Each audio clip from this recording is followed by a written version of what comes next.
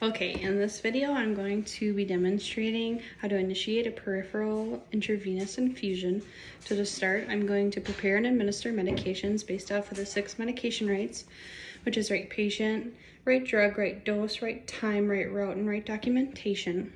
So next I'm going to do hand hygiene. I'm going to make sure that my patient is safe. I'm going to make sure that I'm safe, and I'm going to give privacy to my patient, and I'm going to do good body mechanics throughout the whole procedure. Next, I'm going to look at my MAR and I'm going to look at my physician order. I'm going to see what I'm going to be infusing, how much I'm going to be infusing, and why I'm going to be infusing it. If there's any errors or if it's not complete, I would give my doctor a call who put in the order. So then next I'm going to, once I see what I'm giving and how much I'm giving, I'm going to choose my catheter. So I have a 20 gauge, that's all I have.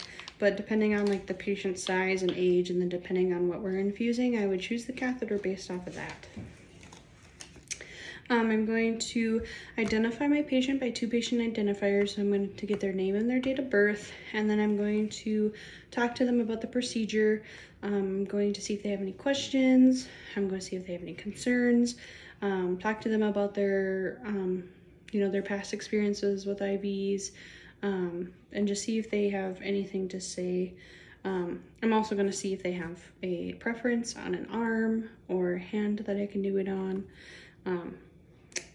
And then, yeah, so then after I'm going to place my patient in a comfortable position, I'm going to make sure the bed is elevated to a working height.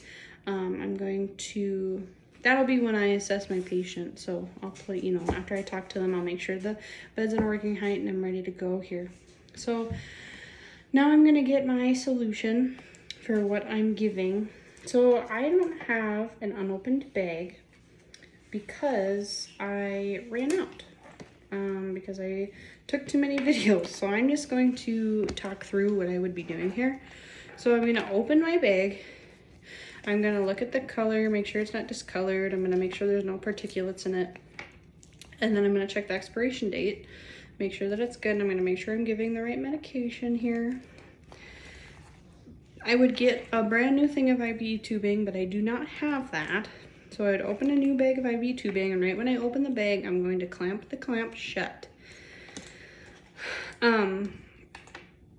With the bag of fluid, I would want to put the prescribed infusion rate as well as the time that the infusion started, and then the estimated time that it would end, as well as the patient's name and then the date and then my initials.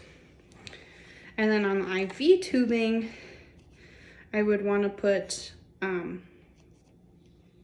the date, and my initials on the IV tubing, and I would clamp it just under the drip chamber here, or put the sticker just under the drip chamber. So then after I got that all done, the spike wouldn't be in the bag yet, but I would, take off the cap to the bag, and then I would take off the cap to the spike, making sure that I don't touch the spike because I want to keep sterility. And I would insert the spike into the bag, making sure I don't puncture through the bag.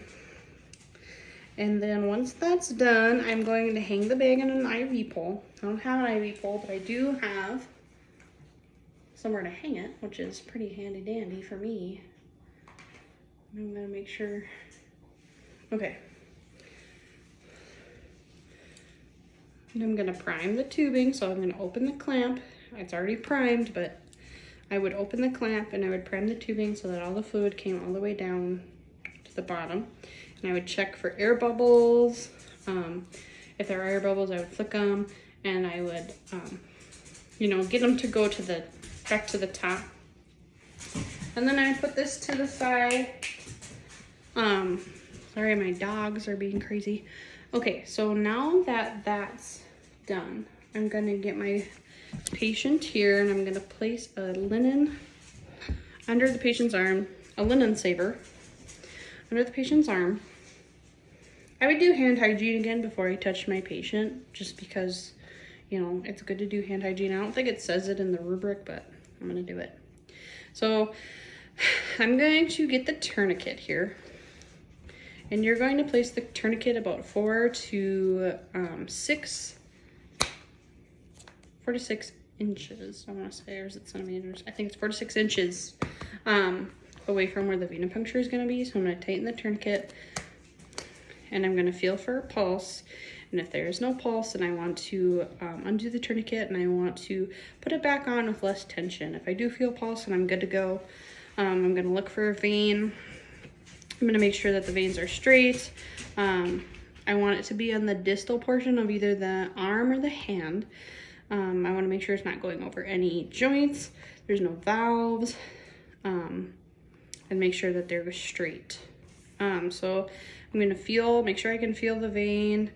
Then, you know, if you can't feel, you know, if it's not dilated enough, you can have the patient open and close their fist. Or you can get a cloth, a warm cloth, and place it on the arm. Or you can, you know, rub from distal to proximal to get to the, you know, get the blood flowing. So then once you have that, once you have the venipuncture site that you want to do, you found your vein, you're going to undo your tourniquet. And you're gonna get all your supplies ready. So I'm gonna have my gauze. I don't have gauze pads, but I do just have regular gauze sponges, so I'll have to use those. I'm gonna get my dressing, my transparent dressing, my catheter, my saline lock with my saline flush, any tape that I need, and my alcohol swabs. So I'm gonna do hand hygiene, and I'm gonna put on my gloves.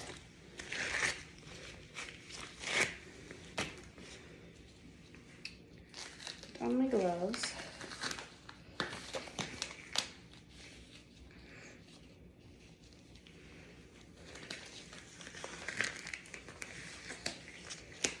And I'm going to retighten my tourniquet here.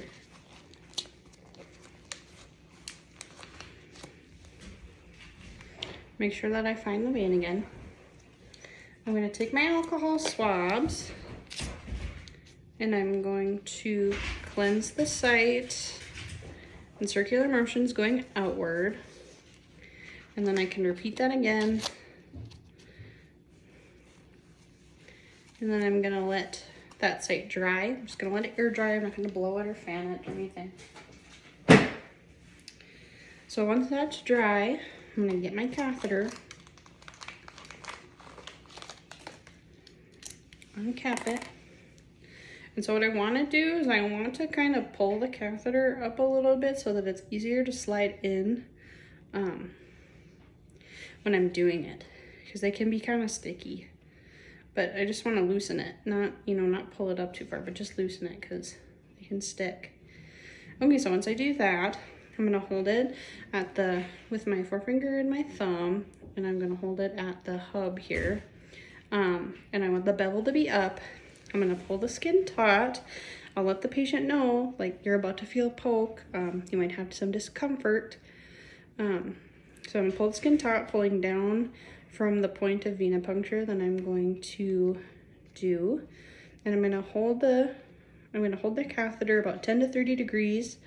And I'm going to insert. And so I'm gonna insert, and once I get that blood flashback, I'm going to put the catheter parallel to the skin, and I'm going to push the catheter in without pushing the needle in or taking the needle out. So we're just going to push the catheter in. And once you do that, you're going to stabilize the catheter, and you're going to take off the tourniquet, and then you're going to hold some slight pressure over, and then you're going to pull out the needle, and then you'll put the safety on and put that in the sharps container.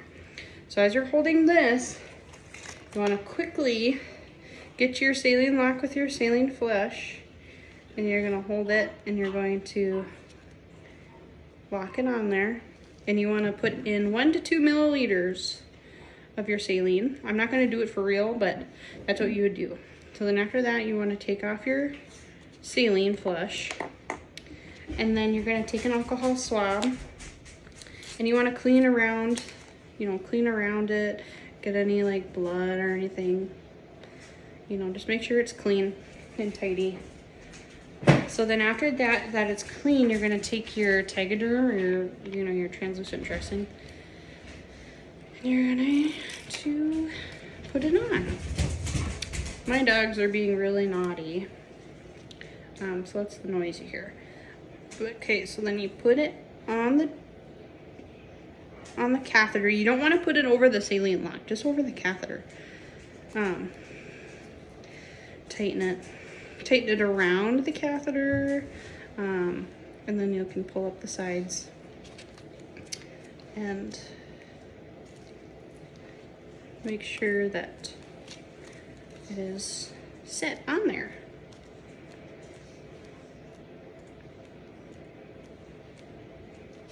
Okay, and then after that, you could, you want to tape the saline lock as well, just so it's not wonky. If I can get the tape up here. Okay.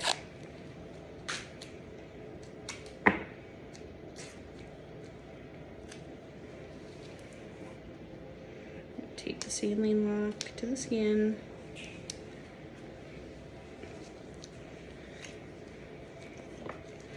Okay, and I'm gonna take off my gloves.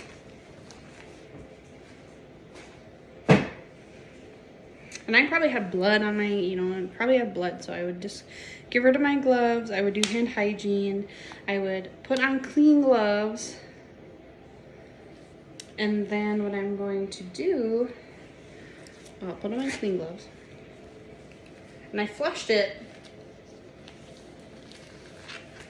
with 1 to 2 milliliters of saline.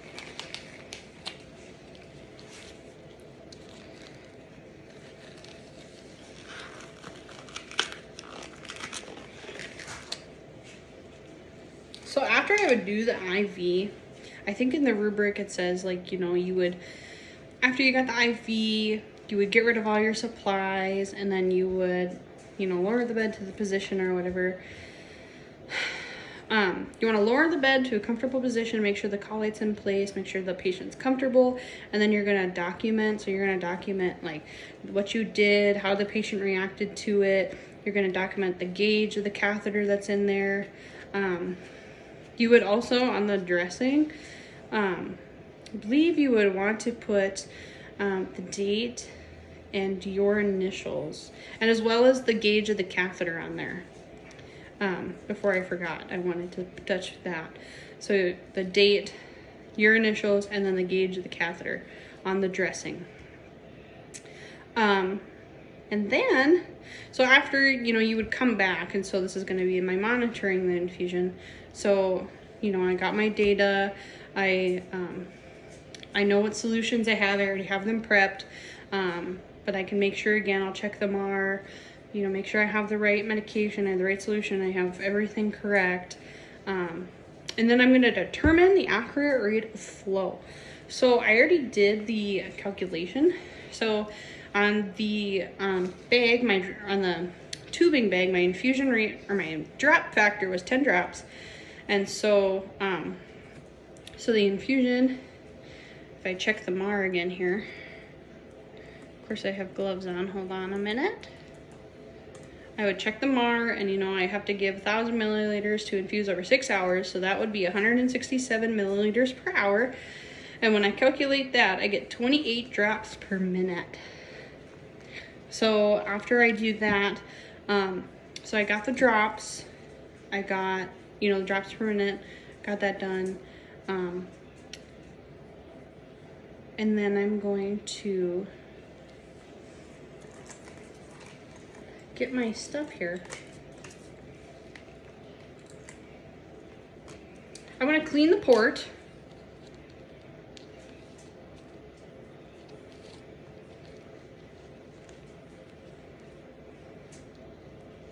Vigorously. You want to make sure it's clean. Then you're going to uncap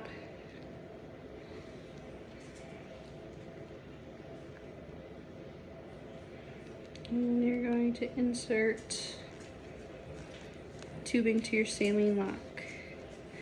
Make sure that it's set up good. And then, you know, most likely you would want to, oops, oh, I have tape here. You would want to tape the tubing, you know, to the skin so it's not everywhere.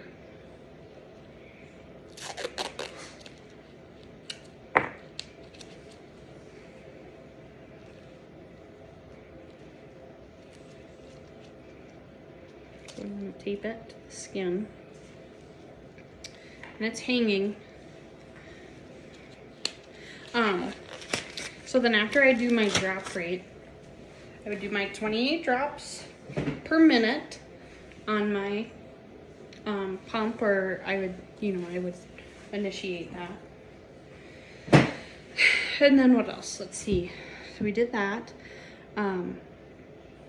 So when we come back and we check it, you know, we're going to make sure that we still have the right flow, we still have the right, you know, you just want to be checking constantly, you know, do I have the right medication, do I have the right flow, is everything working right, is the IV okay, is it a redness, you want to check the patency of it, and then you still want to make sure that it's good. So I mean, you still want to make sure that it's not like over a joint if it's falling out. If it is over a joint, you would want to place an arm board underneath, and just you know, inspect the insertion site, just make sure there's no bleeding, making sure that it's infusing, and then you'll just have to, if there is, like, if it's not flowing, just determine if something's dislodged. You can also teach the patient like how to prevent it from being dislodged from the vein, and then you just teach the client ways to maintain it and to, you know, keep it, like, keep your arms straight, try not to bend your arm so much, don't move your arm around, don't pull it out, keep it in. You know, if there's a problem, call the nurse or call somebody. So I believe that is it for that. And, you know, after, like I said earlier, I would document what I did. I would document the after it's done, I would document that it was done, how the patient tolerated it, and I would document, you know, if there was any problems with the IV catheter, and then I would just, after that, after all my documentation, then I have it finished.